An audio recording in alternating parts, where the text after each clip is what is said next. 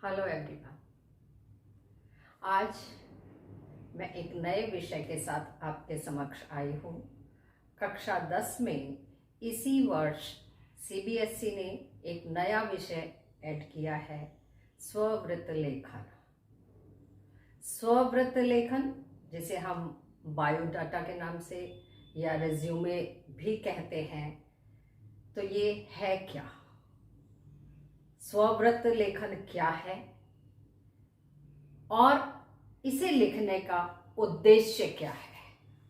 स्ववृत्त लेखन, इसे उम्मीदवार किसी नौकरी के लिए अपने विषय में नियोक्ता को जानकारी देता है। मेरी इतनी एजुकेशन है और इस वर्ष में मैंने फला डिग्री प्राप्त की है, उत्तीर्ण की है, और क्या क्या क्वालिफिकेशन के साथ साथ अन्य किन किन कार्यों में दक्षता है, उन सब का ब्यौरा देना, उन सब का विवरण देना रिज्यूमे, बायोडाटा या स्ववृत्त लेखन कहलाता है। स्ववृत्त लेखन का उद्देश्य क्या है? स्ववृत्त लेखन नौकरी में सफलता और उसके लिए योग्य साबित करना, अपने आप को या योग्य बनाना। जब भी हम अपना रिज्यूमे बनाएं, उसकी भाषा सरल हो, सटीक हो, स्पष्ट हो, ताकि पढ़ने वाले को बहुत अधिक दिमाग ना लगाना पड़े, ज्यादा माथापच्ची ना करनी पड़े। एक विशेष बात होती है कि ये बहुत बड़ा नहीं होना चाहिए, 2-3 पेज का होना चाहिए, क्योंकि यदि हम बहुत लंबा इसको बनाएंगे तो पढ़ने वाले की रुचि इसमें नहीं रहेगी। और कई बार ऐसा होता है कि जल्दबाजी में जब पढ़ा जाता है तो उसमें से कुछ मुख्य पॉइंट्स छूट जाते हैं, नजरअंदाज कर दिए जाते हैं, या फिर बहुत छोटा भी नहीं होना चाहिए।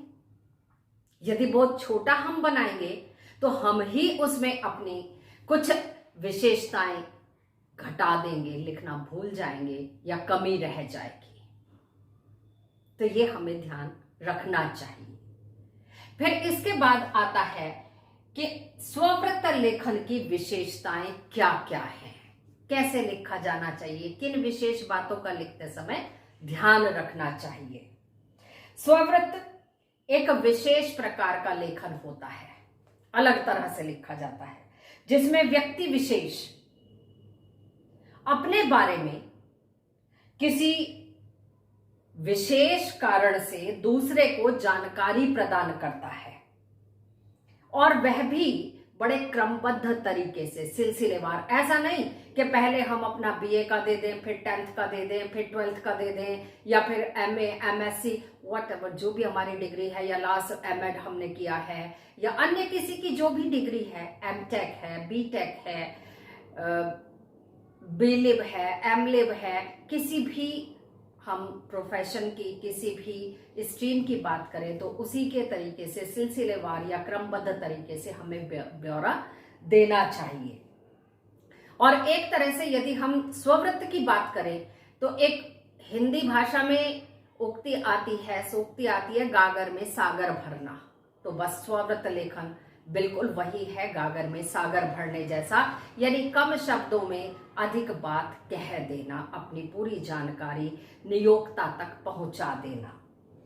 पहले पक्ष में वह व्यक्ति है जिसको केंद्र में रखकर सूचनाएं एकत्रित या संकलित की गई होती हैं, और दूसरा पक्ष उस व्यक्ति या संस्था का है जिसके लिए या जिस प्रयोजन से, जिस कारण से उसको ध्यान में रखकर हमने सूचनाएं इकट्ठी कर प्रेषित की हैं। नेक्स्ट आता है पहला पक्ष, सीधी सी बात है, उम्मीदवार का, और दूसरा पक्ष नियोक्ता का, यानी नियुक्ति करने वाले का। स्ववृत्त में वही सूचनाएं या जानकारी दी जानी चाहिए जो वास्तविक हो। अनावश्यक बातें नहीं लिखनी चाहिए, फालतू बातें नहीं लिखनी चाहिए। स्ववृत्त का रूप और आकार कैसा होना चाहिए, जैसा मैंने आरंभ में भी बताया है, कि हार्डली 2-3 पेज का होना चाहिए, ना इससे बड़ा होना चाहिए, ना ही इससे छोटा होना चाहिए। बड़ा करने में हम कई बातें अतिशयोक्तिपूर्ण भी लिख देंगे, उसमें अनावश्यक भी लिख देंगे जिनकी हमें जानकारी भी नहीं है। और ऐसे में जो नियोक्ता है, कई बार यदि हम बहुत लंबा अपना स्वव्रत लिखते हैं तो वो जरूरी बातें उसमें से छूट जाती हैं, और यदि बहुत छोटा हम बनाते हैं तो हमसे ही कुछ जरूरी बातें छूट जाती हैं। तो बिल्कुल, और भाषा स्पष्ट सटीक होनी चाहिए। ऐसा ना हो पढ़ने वाले को बहुत माथापच्ची करनी पड़े, समझने में देर लगे, दिमाग लगाना पड़े। यदि दिमाग लगाना पड़ेगा तो वही के वही कैंसिल कर देगा उसको। ऐसा नहीं करना चाहिए। स्वव्रत बहुत ही ध्यानपूर्वक, सच्चाई के साथ, ईमानदारी के साथ हमें लिखना और बनाना चाहिए। क्योंकि जब भी आप देखिए कि किसी भी जीवन का आधार उसकी सत्यता होती है। यदि हम कहीं नौकरी करने जाते हैं और वहां हम अपने बारे में बहुत अधिक झूठ बढ़ा चढ़ाकर, झूठ पर झूठ न जाने क्या क्या बता देते हैं, और उन चीजों का हमें पता भी नहीं है, हम जानते भी नहीं है, तो आगे कैसे बढ़ पाएंगे? तो इस बात को हमें ध्यान में आवश्यक रूप से रखना चाहिए। और बेसिकली विविध सूचनाओं का एक विवरण होता है। विविध सूचनाएं यानी हमारे बारे में जो भी जानकारियां हैं उन सबको सिलसिलेवार तरीके से, क्रमबद्ध तरीके से उसका विवरण या ब्यौरा देना। अंत में, वीडियो के अंत में एक रिज्यूमे का फोटो खींचकर मैं इसके साथ अटैच करूंगी। उदाहरण के लिए आप लोग उसको अवश्य देख लीजिएगा। स्वव्रत व्यक्ति विशेष के बारे में सूचनाओं का क्रमबद्ध तरीके से संकलन या संकलित रूप होता है या एकत्रित की जाती हैं। स्वव्रत सूचनाओं को अनुशासित रूप से प्रस्तुत करता है, अनुशासित या क्रमबद्ध तरीके से। ईयरली यानी जिस वर्ष की है वो उसी वर्ष में, ऐसा ना हो कि पहले हम 82 का दे दें और बाद में हम जो हमारा 60s का है या 70s का है उसकी डिग्री को हम दे दें, तो ऐसा नहीं। इसमें प्रवाह और अनुशासन दोनों समान रूप से होनी चाहिए, दोनों का बराबर पालन किया जाना चाहिए। प्रवाह व्यक्ति परिचय से आरंभ होता है और शैक्षणिक योग्यता, अनुभव, प्रशिक्षण, उपलब्धियां, कार्यतर गतिविधियां इत्यादि पड़ावों को पार करते हुए अपनी पूर्णता तक पहुंचता है। व्यक्ति परिचय के अंतर्गत उम्मीदवार का नाम आता है, जन्म तिथि आती है, उसकी आयु आती है, पत्र व्यवहार के लिए जो हमारा एड्रेस होता है और फोन नंबर, ईमेल आदि की सूचनाएं इसमें दी जाती हैं।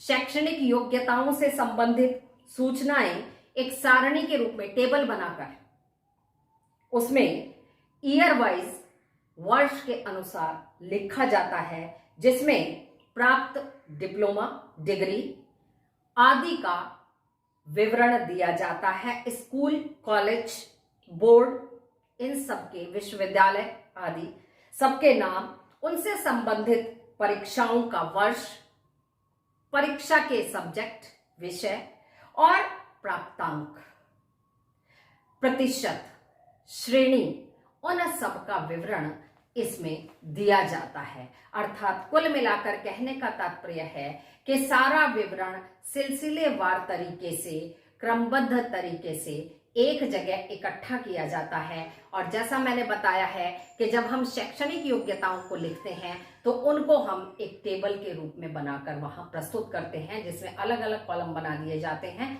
जिसमें हमारा स्कूल, कॉलेज, बोर्ड आता है, सब्जेक्ट आते हैं और प्रतिशत, अंक प्रतिशत आता है, श्रेणी आती है, वो सब, या अन्य कोई भी डिप्लोमा, डिग्री होता है। कुल मिलाकर कहने का तात्पर्य है कि स्वव्रत अपने बारे में पूरी जानकारी देना होता है।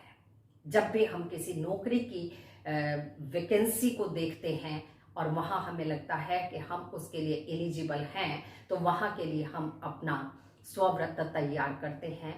सो स्टूडेंट्स, इस अंक में यहीं तक। अगले अंक में नए विषय के साथ आपके समक्ष फिर उपस्थित होंगी। तब तक के लिए घर में रहिए, सेफ रहिए। धन्यवाद।